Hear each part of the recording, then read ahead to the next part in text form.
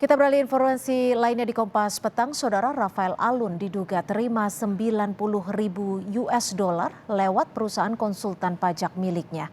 Uang itu diduga merupakan hasil gratifikasi dari pihak wajib pajak karena sudah memuluskan pembukuan dan pelaporan pajak tahunan.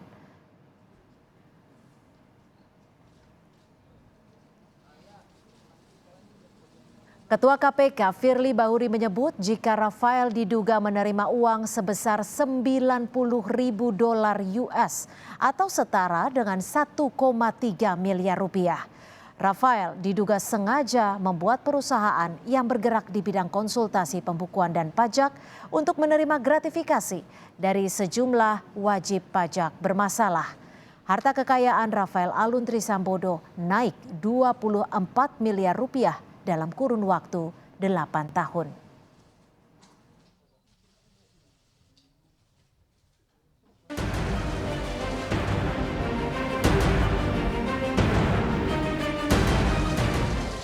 KPK menahan ex-pejabat pajak Rafael Alun dalam kasus gratifikasi sekaligus menyita barang-barang mewah milik Rafael dan istri. Antara lain uang puluhan miliar rupiah hingga 68 tas bermerek. 30 diantaranya dipamerkan dalam konferensi pers penahanan Rafael. Di dalam pelaksanaan penggeledahan tersebut ditemukan beberapa barang berharga berupa dompet, ikat pinggang, jam tangan, tas, perhiasan, dan sepeda, serta uang dengan pecahan mata uang rupiah. Di samping itu turut diamankan juga sejumlah uang sebesar 32,2 miliar yang disimpan oleh RAT dalam safety deposit box di salah satu bank dalam bentuk pecahan mata uang berupa dolar Amerika Serikat, mata uang dolar Singapura, dan mata uang euro. Padahal sebelumnya Rafael berkilah hanya 10 tas istrinya yang asli, sisanya KW atau tiruan.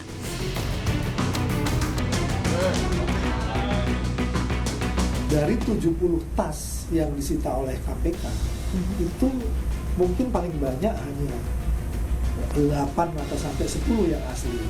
Sisanya semuanya KW. Nanti biarkan mungkin pihak KPK yang bisa melihat itu, apakah itu asli atau tidak. Tas-tas branded istri Rafael berharga fantastis.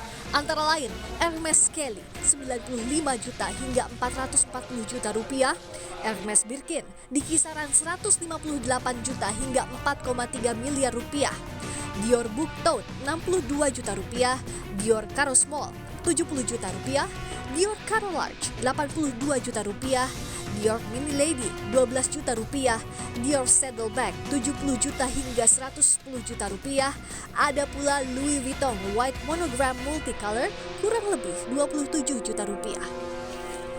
KPK menyebut kekayaan Rafael yang dilaporkan pada tahun 2011 jumlahnya mencapai 20,5 miliar rupiah. Namun pada 2020 jumlah kekayaan Rafael melonjak tajam mencapai 55,6 miliar rupiah. Tim Liputan Kompas TV. Lebih lengkap soal peran istri Rafael Alun di kasus gratifikasi, kita berbincang dengan anggota Pusat Kajian Pemasyarakatan Poltekip yang juga psikolog forensik Reza Indragiri. Selamat petang Pak Reza, terima kasih untuk waktunya bersama kami di Kompas Petang. Saya langsung saja, ini flexing istri, apakah menurut Anda bisa jadi pintu masuk untuk membongkar kasus Rafael Alun? Bagaimana Anda melihat kecenderungan dari perilaku pamer harta ini? Sangat penting untuk kita pahami bahwa perilaku semacam ini sesungguhnya tidak hanya merupakan indikasi adanya pola relasi toksik di dalam keluarga yang bersangkutan, tetapi perilaku sedemikian rupa juga sesungguhnya sangat mungkin berimbas terhadap masyarakat banyak, yaitu memantik apa yang diistilahkan sebagai personal relative deprivation, PRD. Personal relative deprivation ini ditandai oleh tiba-tiba saja muncul perasaan tidak terima, muncul perasaan iri, perasaan cemburu, perasaan sakit hati, melihat orang yang sesungguhnya senasib dengan saya tetapi justru memiliki suratan tangan yang jauh lebih mulia, yang jauh lebih bagus daripada saya. Nah, kalau kemudian sudah muncul PRD semacam ini, riset mengatakan kemungkinan terjadinya perilaku kekerasan di publik juga akan meningkat. Itu sebabnya memang sudah sangat pantas orang yang melakukan flexing semacam ini, termasuk di media sosial, segera mungkin diproses hukum, agar apa? Untuk mencegah terjadinya eskalasi kekerasan di ruang publik. Ya, Pak Reza, bisa tidak sih kalau keterlibatan dari istri Rafael Alun ini, karena kalau kita bicara soal tas mewah, ini kan bukan kebutuhan premier ya. Artinya apakah ini bisa menjadi titik awal seorang Rafael Alun melakukan gratifikasi? Ada dua jenis perilaku korupsi. Yang pertama diistilahkan sebagai corruption by need. Ada orang-orang yang melakukan tindak korupsi dikarenakan memang faktor kebutuhan. Tapi yang mengerikan adalah ada pula sebagian orang yang melakukan korupsi dikarenakan kerakusan. Ini diistilahkan sebagai corruption by greed. Apakah situasi yang sedang kita perbincangkan ini merupakan indikasi corruption by greed atau korupsi di latar belakang oleh kerakusan? Paling tidak, bahwa kasus ini sudah sampai di KPK, lalu diekspos sedemikian rupa harta kekayaan mereka, ini mengindikasikan bahwa tanda-tanda korupsi itu sudah sangat terang benderang. Anda berarti melihatnya ini korupsi by greedy, seperti itu? Tampaknya iya. Saya tidak memandang orang-orang semacam ini melakukan korupsi, menggerogoti pundi-pundi kekayaan negara dikarenakan faktor perut, dikarenakan faktor kebutuhan sehari-hari, tidak. Tapi tas mewah, kendaraan mewah, bukanlah indikasi kebutuhan mendasar, melainkan merupakan indikasi kerakusan. Oke, Pak Reza, bagaimana keilmuan psikologi forensik ini bisa melihat ataupun juga membantu dari aparat penegak hukum untuk membongkar kasus Rafael ini bisa secara tuntas? Pertanyaan itu mengarahkan kita pada diskusi sesungguhnya tentang risk and need assessment, penakaran resiko dan kebutuhan. Penakaran resiko dan kebutuhan lazimnya dikenakan kepada orang-orang yang tersangkut kasus hukum untuk mendeteksi dua hal. Pertama, tentang sebab musabab mengapa seseorang melakukan tindakan kriminal. Dan yang kedua, untuk meramal seberapa jauh kemungkinan yang bersangkutan akan mengulangi perbuatannya. Idealnya secara komprehensif ada 3 dimensi yang harus dirambah, yang harus dikaji, yaitu dimensi mikro, yaitu masing-masing orang, kemudian dimensi meso, yaitu interaksi atau relasi antar individu, berarti antar anggota keluarga tersebut, dan dimensi makro terkait dengan situasi di kantor, situasi di sekolah, dan juga situasi di masyarakat. Dengan dibedah secara komprehensif, mencakup dimensi mikro, meso, dan makro, maka kita akan bisa nantinya meminta pertanggungjawaban terhadap individu yang bersangkutan, termasuk terhadap keluarga yang bersangkutan, bahkan lebih luas lagi terhadap negara. Apa yang sesungguhnya harus negara lakukan. Oke, kalau dilihat dari faktor lingkungan, apakah ini menjadi faktor utama yang membuat seorang istri dari pejabat bisa dikatakan melakukan pamer harta dan juga memiliki barang-barang yang bisa dikatakan bukan kebutuhan premier? Faktor lingkungan itulah yang merupakan terjemahan dari faktor atau dimensi meso dan dimensi makro. Lingkungan kantor misalnya, bagaimana sesungguhnya pola kebiasaan para istri di kantor tersebut? Ini berarti menyangkut dimensi meso, bagaimana ada seorang istri yang mencoba mensejajarkan dirinya dengan istri-istri pejabat lainnya di lingkungan kantor yang sama. Berarti ada faktor saling mempengaruhi, ada faktor peniruan, ada nilai-nilai yang, katakanlah nilai-nilai yang toksik, nilai-nilai yang rusak, yang mengakibatkan kemudian seolah-olah para istri menjadi rentan untuk melakukan tindakan sedemikian rupa. Itu kalau kita sebatas bicara dimensi meso di lingkup tempat kerja atau kantor. Tapi lebih luas lagi, yaitu dimensi makro. Ya.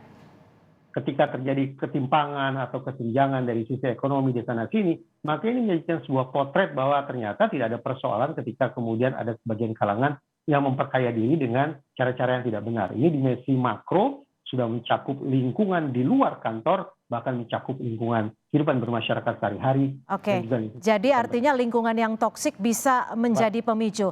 Kalau kita lihat harga-harga dari tas yang dimiliki oleh istri Rafael Alun ini, Pak Reza, ini harganya bisa dikatakan fantastis. Bahkan ada yang lebih dari ratusan juta rupiah. Puluhan juta rupiah diantaranya juga tidak hanya satu. Menurut Anda, apakah hobi flexing memiliki barang mewah ini bisa dikaitkan dengan tingkat kemandirian finansial atau tidak?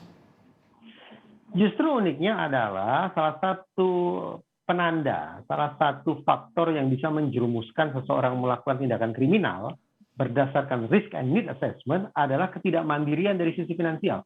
Artinya Tentu justru saja karena tidak mandiri, maka dari itu hari ingin pembuktian bahwa cukup kuat dalam finansial, seperti itu. begini, yang saya maksud adalah ketidakmandirian secara finansial bisa bermakna dua. Yang satu, pertama adalah pada dasarnya yang bersangkutan memang tidak punya kemampuan untuk memenuhi kebutuhannya.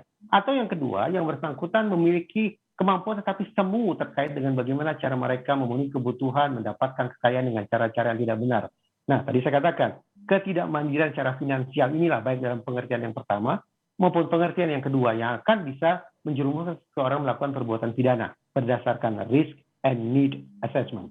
Oke, Pak Reza, mungkin tidak sih secara logika ya, secara masyarakat umum, ketika kita mendapatkan uangnya dengan mudah, maka akan dengan mudah pula memberi barang sesuai dengan kemampuannya, seperti itu. Contoh saja, ketika saya membeli sebuah kue gitu ya, karena mudah mungkin membelinya. Apakah ini istri dari Rafael Alun ini membelinya dengan uang yang bisa dikatakan cukup mudah mendapatkan uang dari suaminya atau seperti apa? Tadi salah satu jenis korupsi yang saya katakan adalah corruption by need atau korupsi berdasarkan kebutuhan. Tapi teori ini atau tipologi yang satu ini justru koreksi besar-besaran. Kenapa? Karena diyakini bahwa sesungguhnya kebutuhan tidak pernah berada pada titik statis. Kebutuhan selalu meningkat. Misalnya, ketika kita berkunjung ke marketplace, ke toko online, apakah benar-benar kita berangkat dari adanya sebuah kebutuhan? Iya. Kita punya kebutuhan lalu kita masuk ke marketplace, tampaknya tidak. Tapi justru setelah kita masuk ke dalam marketplace, kita melakukan window shopping di toko online, pada saat itu kebutuhan baru muncul. Ini yang saya katakan tadi, kebutuhan tidak pernah berada pada titik statis.